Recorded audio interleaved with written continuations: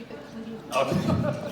I normally write two things down when I get up to speak. One of them is don't swear, so forgive me if I get that one wrong. And I'm also setting the clock at 3 minutes and 1 second so that I can keep my record of being fined at every luncheon I turn up at.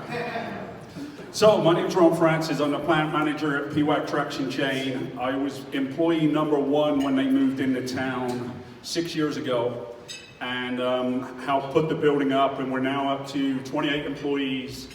And we basically build snow chains or traction chains for semi-trucks or bigger.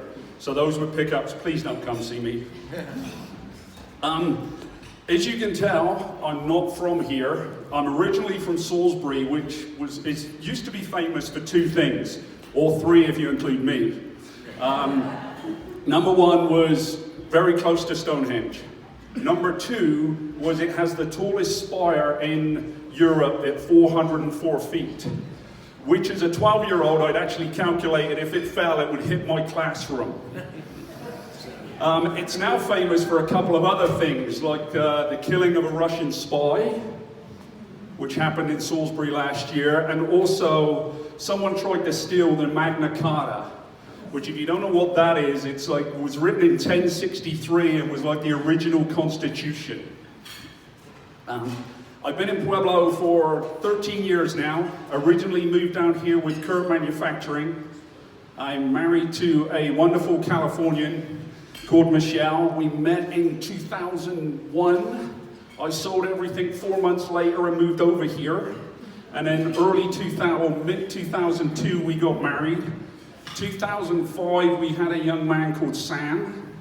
And I'm hoping when he starts high school, which I believe is going to be Centennial if he stays where he wants to, then I may get more accepted in Pueblo because I can at least say I have a high school affiliation.